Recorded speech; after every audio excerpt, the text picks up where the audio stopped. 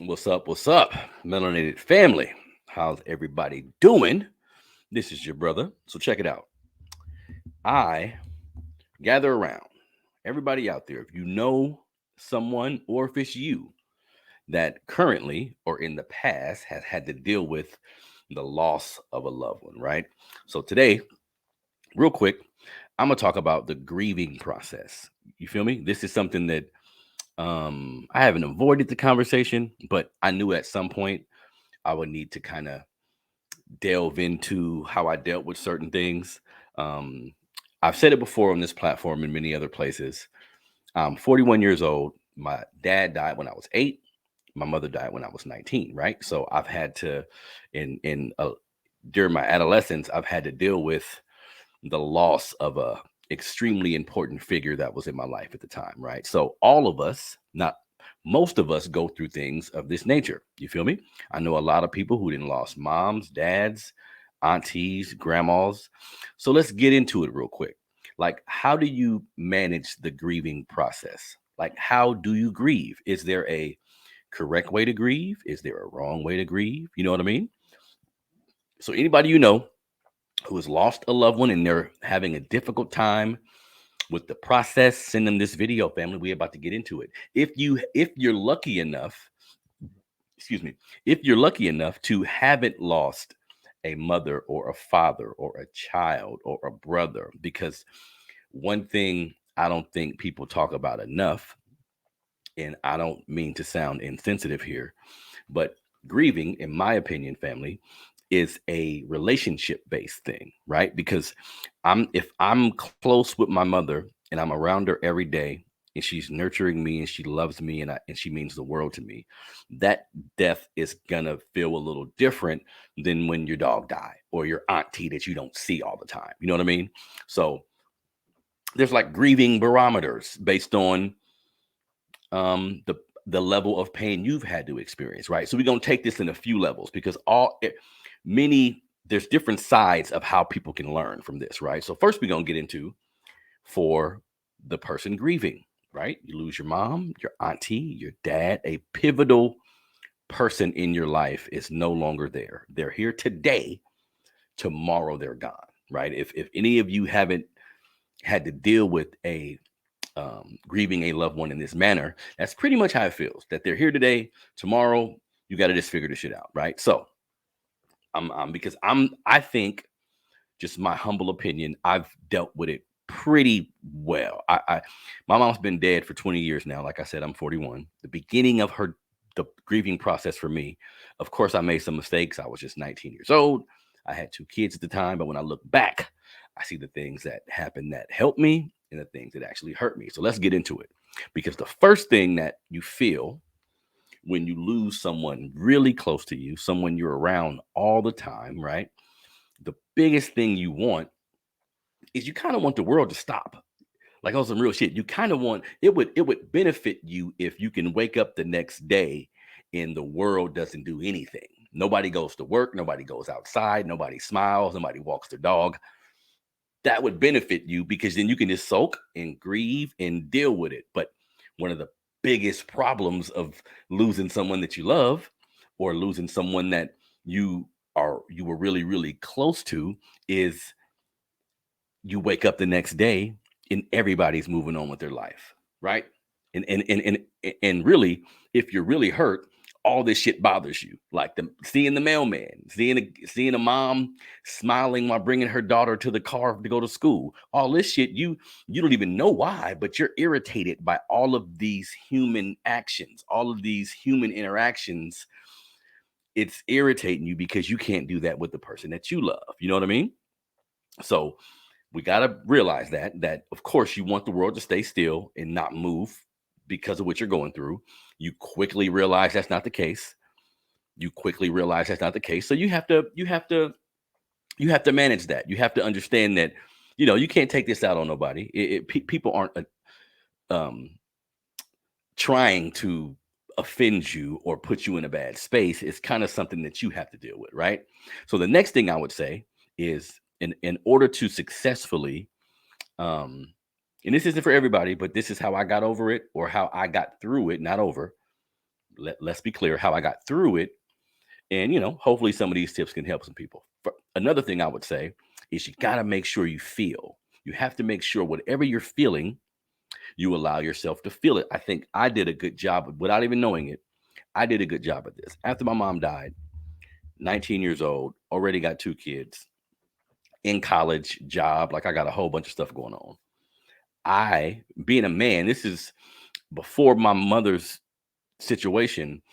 Of course, I've cried as a kid and fallen and stuff, but crying over people, like, because my dad died when I was 8. Of course, I cried at the funeral. I didn't live with my father. I didn't have an extremely close relationship with my father. So as I got older and losing my mom, I seen that grief barometer I was just telling you about, where this is a man that I knew of, that I seen sometimes here and there, loved him, but when you remove his presence, it's important. What was their presence before they died? That, to me, that is a large part in determining how you're going to have to deal with this moving forward. If this is someone, I don't care what no one says, family. I'm not trying to shit on anyone who's lost a loved one. But if you're never around someone, never ever around someone, and they end up passing away, you can miss them and love them. But if you didn't have to deal with them in a day-to-day, it may be a little easier to transition in your day-to-day life, opposed to someone you were around all the time. You know what I mean? So you have to allow yourself to feel. I allowed myself to cry. No matter where I was, no matter what I was doing, I would cry. And I'm not too sure if any of you have experienced this. I would actually, like, go places and I would smell my mom's perfume. It would just be in the air for some reason, right? So in my mind, I'm like, that's her and her presence here with me. And I would cry for no reason, just talking to friends, just walking in the store. I would just cry. On her birthday, I would cry. I would let it out. Like in all the instances where I felt that emotion, I let it happen. And now I realize, 20 years later, that was beneficial, because I think you have to get it out. Crying, to me, at times can feel like it's cleansing your soul. You feel me? So you got to get it out. You can't hold it in. You're just actually delaying the process at that point. You know what I mean? Another thing I would recommend, if you're dealing with the loss of a loved one, someone your mom, your brother, your sister, your aunt that you grew up with, right? So one of the bigger things you want to do is you want to avoid being self-destructive, right? Let's say before this happens to your family member, you smoke weed, you drink, you do harder drugs, whatever your vice of choice, you have to be careful, because that can these type of situations can take that shit from a hobby to a full-blown addiction. You know what I mean? They could take it from something that you was doing for fun. Now it's something you feel you have to do. You see what I'm saying? So, like I said, feeling to me is crying, getting it out, talking to people. It's also indulging maybe a little bit. You know what I mean? If there's something you enjoy doing that calms you down, or cool, just know, because of the state of mind you're in, you can begin to abuse whatever this is. You know what I mean? So you have to be mindful of that. There's a lot of people who became drug addicts or became a particular type of person after the loss of a loved one. You see what I'm saying? So you have to allow yourself to feel, and then you have to not be too self-destructive. You don't want to be 15 years after your mom died and you still trying to get off that drug that you introduced yourself to when she died. Like, how would she feel about that? Tell me the benefit of that, right? You have to begin to think that way. Like, how would this person want me to move forward? They're not here anymore. Of course, I'm going to grieve, but how would they want me to move forward? People always say things like that, but that's some real shit. You have to think about that, because more than likely, you still got family here. You still got kids. You still got brothers, sisters, a relationship, right? So you don't want to ruin the relationship with the living based on your grief for someone who's not here no more. It sounds fucked up, but this is a part of the process, family. Now, another thing you should do when dealing with the death, the loss of a loved one, right? You have to be you have to allow, rather, family members to comfort you. I was in a situation where um, and this is at 19 years old, my mom died. I lived in the house with my mother, just me and her. She died at night. It's like she died at, let's say, 9:30 at night. By 1 a.m., everybody's asking me who I want to live with. You know what I mean? So it was a really quick transition. And what happened was, my brother had just got a new house. So I'm living with my brother and his wife, right?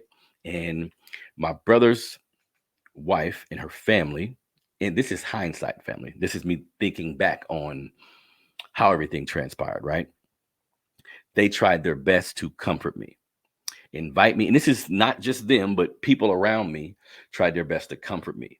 They invited me places, wanted to do things with me, and I didn't allow them to do that. In my mind, I was thinking, you can't replace my mother.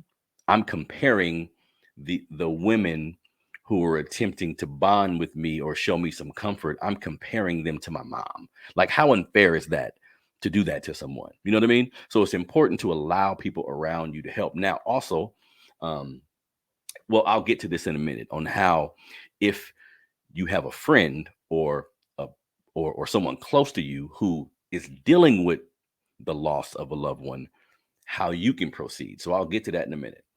So again, you um um I know you want the world to stay still, but that's not going to happen. So you got to find a way to move forward and be as productive as possible and not be too self-destructive, right?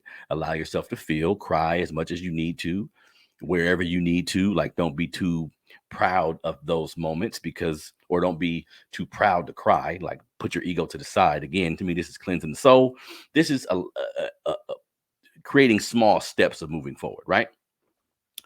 Another thing, and this is something we in our community don't necessarily embrace as much as we need to, just in general terms, don't be afraid to go see a therapist. If it's been several years and you don't know what's causing you to feel that way anymore, you may want to go speak with someone, right? Because sometimes, let's say you're dealing with um, let's say you're dealing with resentment. Let's say this is a parent or a family member who you truly loved, but they did something to you that you can't get over, or you feel you didn't do enough for them, right? You have to let yourself go of all of those requirements. Like, that's not fair on you. So if you resent them, if you didn't really like them as much during the end or something like that, you have to apologize to yourself. You have to let that go. You feel me? You have to be willing to really let bygones be bygones. They're not here anymore. And you holding on to that resentment, again, is going to make the grieving process that much longer, because you'll be, the grief won't just be coming from a place of disbelief that you're not here and I loved you. It's going to be coming from all these other places based on what you feel you didn't do, what you feel they didn't do, unfair to both of you guys, right? Now, another thing you should do, as much as possible, sometimes it's difficult in the beginning, is celebrate their memory. What did they like to do? Right? They like to party a little bit, go party a little bit. They like to read book a little bit, read you a book, or, you know what I mean? Read you a book or something. Do something in their memory that you know they would like, that you know that would make them smile. You know what I mean? So these are all things, and this is just my tips, family, based on what I went through. Because sitting here at 41 years old, y'all, my the death of my mother was the catalyst to my life. Because after so much time, I began to figure out how to use it as a strength mechanism. Because in this world, and this is my opinion, in this world, when it comes to closeness of family members, in my opinion, losing a parent, the only thing next to losing a parent you're close to is losing a child. You know what I mean? God forbid. So my mindset shifted to, okay, of course I'm still grieving a little bit. Well, I'm having my phases where I'm really thinking about it and really going through shit. But it began to hit me as time went on, the normal problems people have to go through, like the problems that life presents you, bills, relationship issues, problems with a car, problems with a job. All of these things I begin to not minimize in a negative way, but I compare them to the pain that I felt. So I'm like, okay, I know that none of these things, the pain I get from not paying a bill or not having money, like the feeling I get from those situations, don't compare to that loss I felt, that emptiness I felt. So I used it as fuel, and to say, you know what, if that didn't break me, if losing my mother didn't break me, didn't make me too depressed to the point where I couldn't be there for my kids or be a functioning member of society. That didn't happen. So I'll be goddamn if I let a light bill or some gas in my car. You know what I mean? So I begin to contextualize my problems and deal with them, but still know that this I can get over this. You know what I mean? So that began to help me, and that was a process, y'all, because it's, and it's funny. My family owns a funeral home now, and I'm happy to be in that position at times, just because if someone's crying, they just lost their mom, they're going through different things. I have a keen ability to relate because of all the people that I lost. So it's a process. That's what I tell people. It's not going to happen overnight. You know what I mean? And sometimes it's a longer process for some than others. Based on your level of strength, based on what you've been through before in your life. All of these things matter. You know what I mean? So let's see here. Hold on.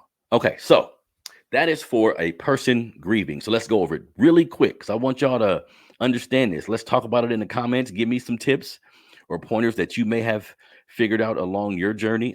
A sister of mine, I'm not going to say her name, a sister of mine that I grew up with was speaking about losing her mom the other day and how she felt about it. And I wanted to type something real long, but I'm not a long typer, y'all. Like I prefer to use my voice in this manner to kind of get certain shit across. So what she was saying, I was like, damn, I'm I understand to be so many years later and still trying to deal with certain things. You know what I mean? So for someone who is grieving, you want to allow yourself to feel, like I said, cry, get it all out, regardless of where you are. Talk about it to whoever will listen and you feel comfortable with.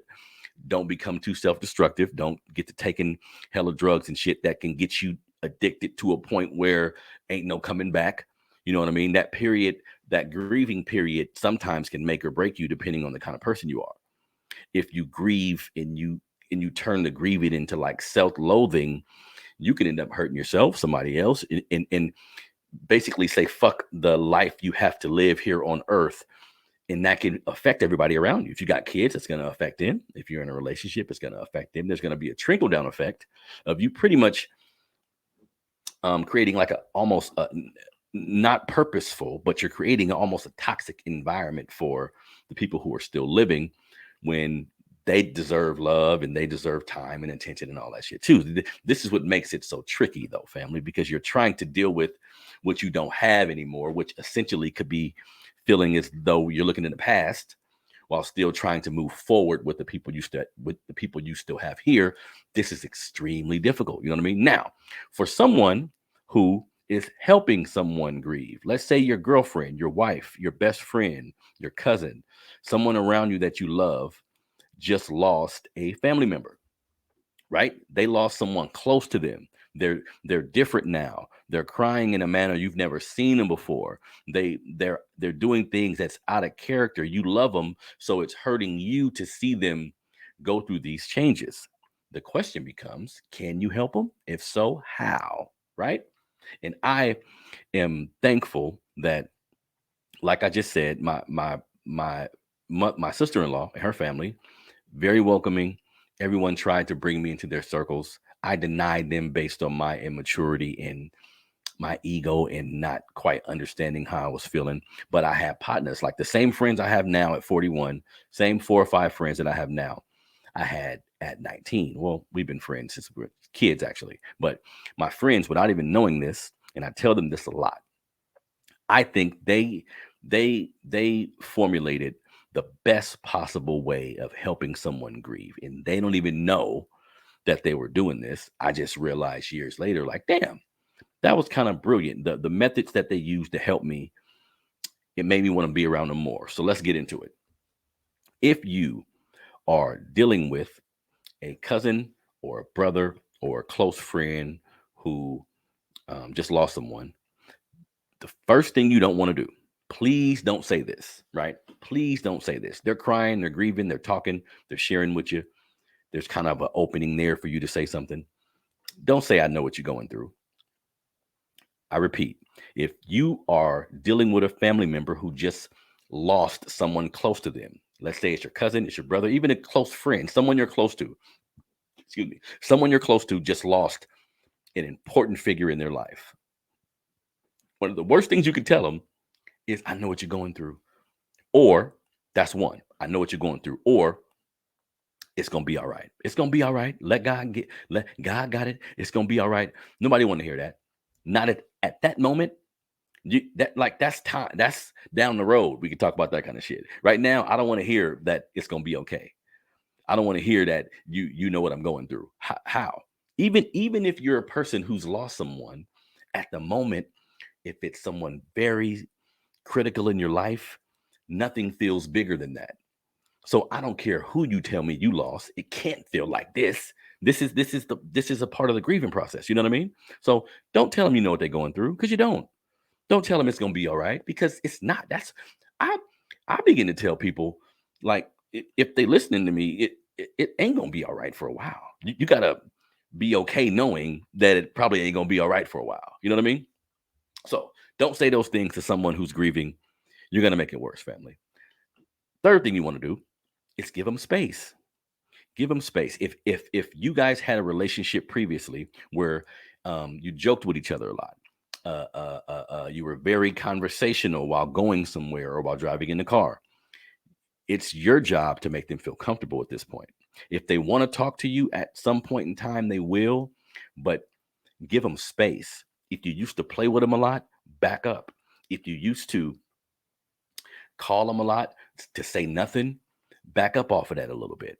You know what I mean? Like you use your relationship as a barometer and understand that they maybe the jokes y'all used to always tell, maybe the small talk y'all used to always have. Don't try to engage them in those type of conversations because their mind is nowhere near on that level at that point. It may not get back there on some real shit. You see what I'm saying? So you play the back, you back up and let them lead to a degree. If they want to go somewhere, bring them. If they want to do that, bring them. If they want to talk, listen. You know what I mean? Listen. That's the next thing I was gonna say. If they want to talk, listen. It's not that kind of conversation where you can jump in and say, I know what you're going through, or it's gonna be okay, or compare something you've been through. That comparing a situation you've been through could possibly work, but it's going to be tricky because again, you're comparing something to the biggest loss I ever had. How dare you? See, this is how we think when we're grieving. This is how we think when it's almost like our whole world has been shattered, right? It's a lot of shit you don't want to hear. So listen to your friend, your cousin, your brother. If they choose to talk to you, just listen to them. You know what I mean? Next thing, hold on one second. Let me pull this up, family, because this is important. Like you know, this is a part of this is a part of the living process. This is a part of the life process. And I'm aware that my situation may not have been rare just in the country per se of people who lose their parents when they're teenagers, but around me it was rare. So I didn't really have anyone to talk to about it, except for my brothers, of course, because no one around me, fortunately, didn't have to go through losing their parent at such an early age. Um, so they didn't necessarily have to go through those things. And I began to analyze grief at that point. Like I would know people who at that point in their life, the biggest loss they've experienced was their dog dying or their great aunt or the grandma they didn't really know. So that is to me, that is like your barometer of pain. That's your grief barometer. It's all based on what you've had to experience. You know what I mean? And some of us have had to experience certain types of grief early in life. And like I said, it can make you or break you, but if you use it the right way and kind of use it as fuel to remain like a positive person and continue to try to be positive over time, and just live. Because really, the biggest thing that helped me get over the loss of my mother and my father was just time. Nothing else. It wasn't a situation I went through. It wasn't anybody I talked to. It wasn't only thing that made me feel whole again was just moving forward. Grieving, meaning crying, time to myself if I needed to, but I had to move forward. You know what I mean? And that definitely helped me out. Now, another thing you want to do. So, like I said, you give them space. Don't say stupid shit like I know what you're going through or it's gonna be okay. I mentioned allowing them to lead. So if they want to go somewhere, if let's say you guys normally had a crazy back and forth about where to eat dinner tonight. You got to back up off that shit for a while. How long? Who knows? Could be 6 months, could be 5 years. Who knows? You know what I mean? So you back up off that. Let them lead. Let them know that you kind of got they back. You know what I mean? And without saying, I'm sorry for your loss, or you guys are in a restaurant about to eat and you want to bring up their mom or whoever the person is that may have died. You may think you're doing them a service by bringing up this person and getting out these emotions, but let them talk about that shit when they want to. You know what I mean?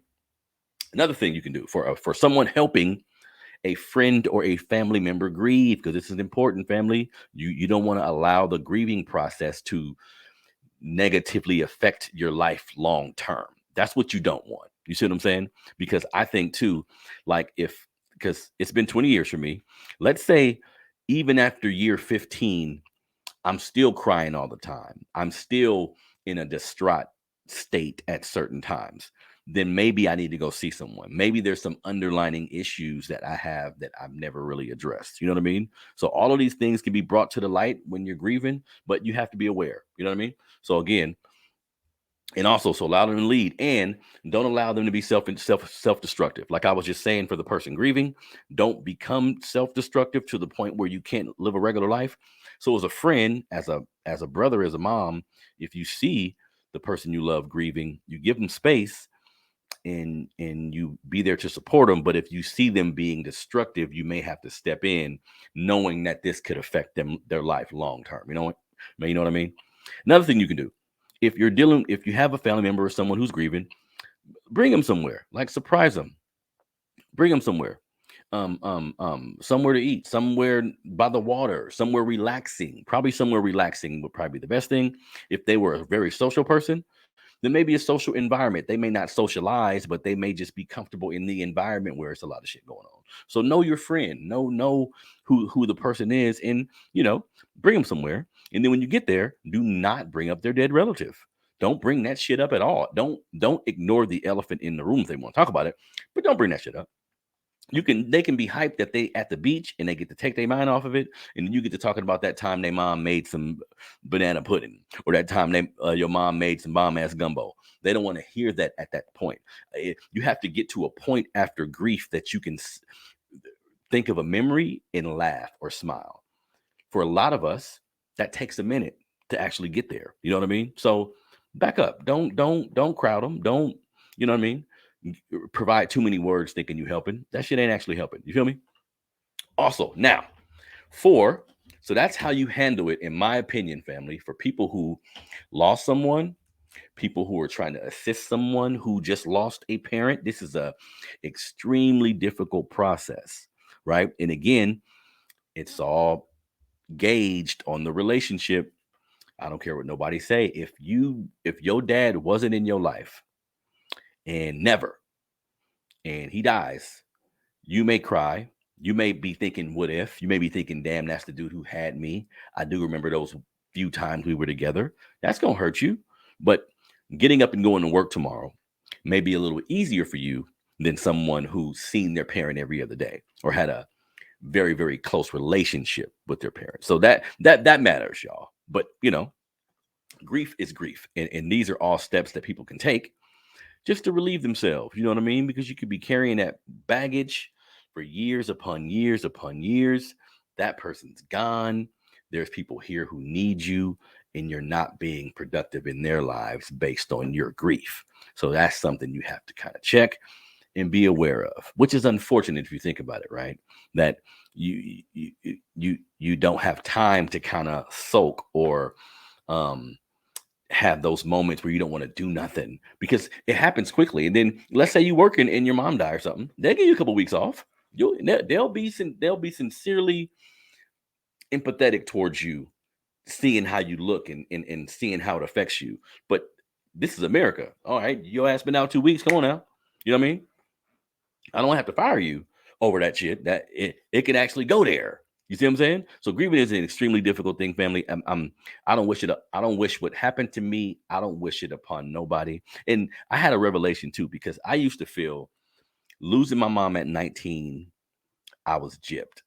So early on in my grieving process, I would look at people with mothers and I would resent them. If I seen you fighting with your mom, If I seen you arguing with your mom, if I seen you say anything bad about your mom, even if you just playing, oh, was I offended?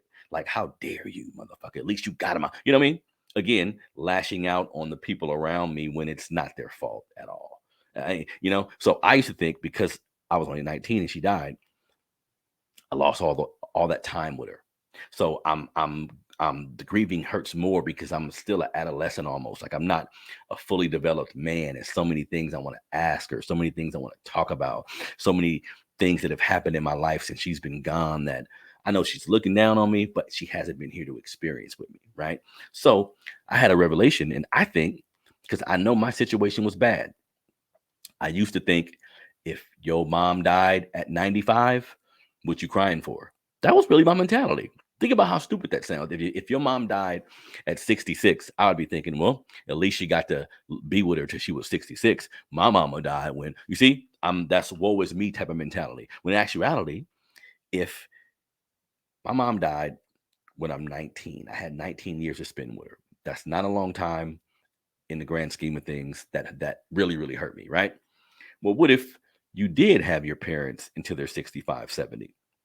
That's 30 more years of memories. So that person may hurt more, if not the same, right?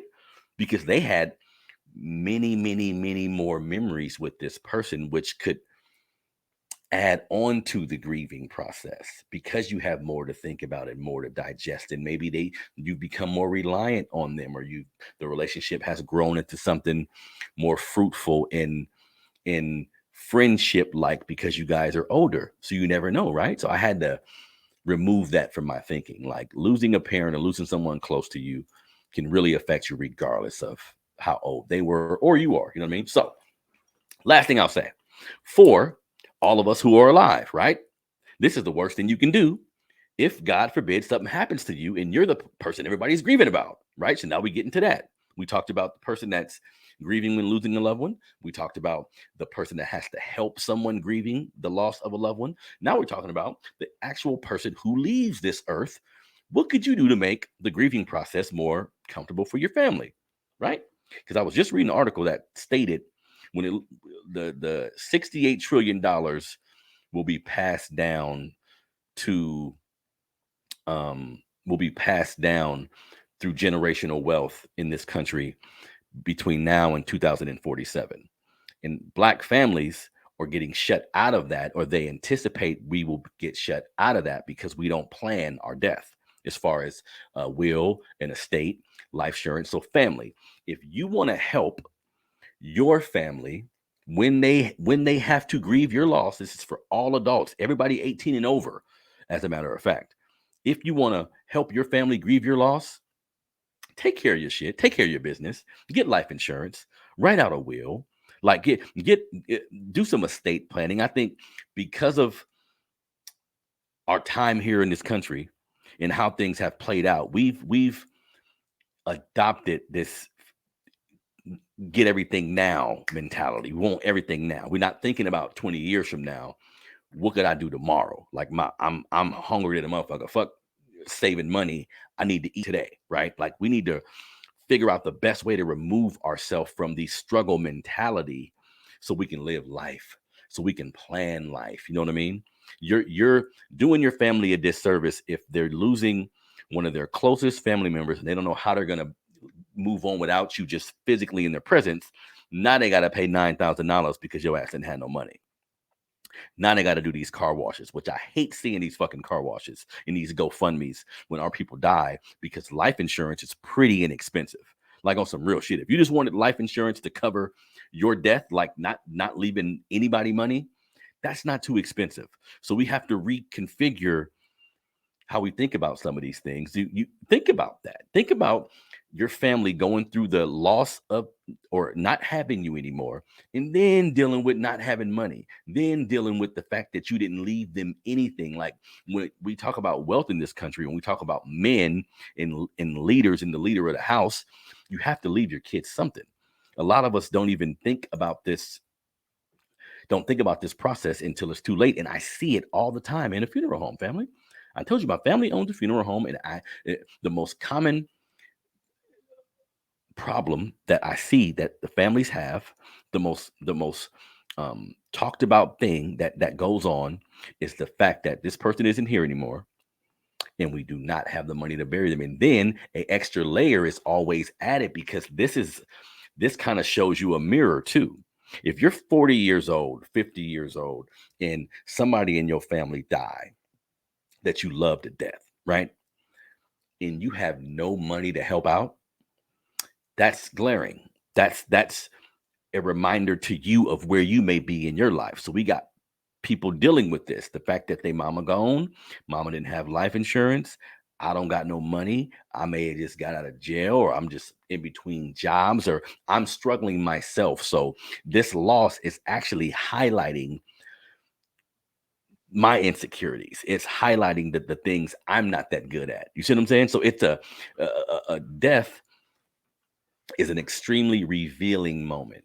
You see, because dealing with people, you really don't know people until you see them go through the different seasons of life: pain, anger, confusion, happiness, sadness. You really have to see somebody go through all of these things just to get a good idea of how they view things, a good idea of what they would do in a particular situation.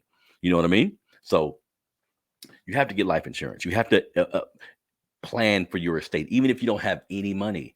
I can't tell you how many times I see children fighting over what the father left, even if it's a small amount. They're fighting over what the father left. And then if you're a dude who had multiple kids by multiple women and you never took the time to create a harmonious relationship between all your kids, this moment will highlight that they don't really fuck with each other. And then they're gonna be going at each other's throat based on, like, this is the last time I get to support my father. This is the last time I get to do something for him. They become territorial. You know what I mean? But that's another problem that I I see with our people. Just to be honest, when somebody die and there's life insurance money, everybody get to coming out to woolwork. Everybody get to everybody hand get to itching. You know what I mean? That's a negative reflection of you. If your auntie or your grandma or your mom die and you're 35, 40, and you about to get $6,000, but now you know you about to get that money. You planning to go to Hawaii, you planning to get a new car, you rushing them to do the process so you can get your bread. You ain't even thinking about the person that died as much anymore. Well, your level of struggle is the reason why you feel that way, because you haven't achieved what you wanted to achieve in your life. So this is a payday, right? And that's for all races of people. Like, know this, family. If you've never had money, if you've never had a if you've never had money where you didn't have to spend it, your bills are paid, the things you want are intact, and you still have money available, then if you've never experienced that, then you may have had to live through like a struggler's mentality in situation based on shit, for the most part, your actions. Like, we all got 24 hours in a day. If you chose a particular career, or if you chose not to work, or these are personal choices. You see what I'm saying? But that's that's an inequity in our culture, because you shouldn't be waiting on your parent to die to get that little bread. Now, sometimes, let's say your parent left, excuse me, let's say your parent left a couple meals, a couple million, and all properties and all this other shit. Well, you may be like, I'm getting a large sum of money, so I'll take that, and I'm kind of waiting for it. But if you waiting for it because you ain't got no money in your pocket, if you waiting for it because you ain't never seen $5,000 before and you a grown ass man, then that's kind of a sign of your inequities, right? That's kind of a sign of how hard you haven't worked in your life, just on some real shit, right? So let's not make it worse for our family members. Write a will. Put somebody in charge that you know gonna do your shit right. You know what daughter ain't shit, right? That's the thing about being a parent. Once you live with your kid, or you're around them a lot, things progress. They become adults. People don't really change. They just make alterations to their personality based on what's needed. You see what I'm saying? So you know which one of your kids ain't responsible. Because that happens a lot, where they find out who's power of attorney, or the kids find out who's in charge, and they get kind of upset, but on some real shit. That's the sister who always paid her bills on time, who ain't never got kicked out of her spot. She hasn't been hella irresponsible in her life, so I'm gonna trust her a little bit more. You see what I'm saying?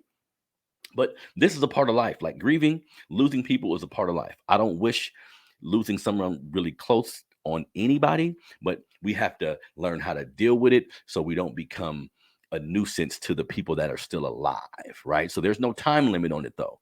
You can't say in 3 years and 5 years I'm gonna be cool, and 9 years I'm gonna be cool. Who knows? That barometer is based on your personality type and how you're moving through these steps as far as letting yourself grieve or letting yourself feel. You know what I mean? Allowing the family members around you to comfort you. There's some things you can do to make it a tad bit easier, but there's no end. There's no finish line you should be looking at. It's just a process, and during that process, you got to make sure you don't take on any habits. You don't put yourself in a position where you may not be grieving anymore, but now you got a goddamn dope habit. Or now you've entered into a toxic relationship while you were grieving. That's another thing. If you're grieving, do not start a relationship. I forgot to mention that. If you're grieving, do not start a new relationship. Mentally, you are not ready. And when I say grieving, I mean a serious loss. I just spoke about the barometer of loss, like in grieving barometer. If it's a distant cousin, it may not affect you the same. You never seen them. You've seen them 7 times in your life. You may cry at the funeral or about memories and shit, but in 2 weeks they'll be on your mind. But it won't be like losing your mom or your grandma or or a kid or a brother. You see what I'm saying? So grieving is you don't want to take that baggage into a new situation because you're dealing with too much mentally to give the proper time and attention to someone that you're interested in, and you may just end up picking the wrong person because, like I said, the destructive part of wallowing in what's going on, you may pick somebody that feels good for you but isn't good to you. You see what I'm saying? And that can end in you having a baby or you getting married. So this is grief. You're grieving, actually making your actual life worse.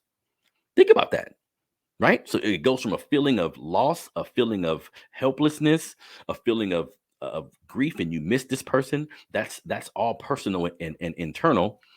If you move the wrong way, you can outwardly begin to affect your life and what's going on around you.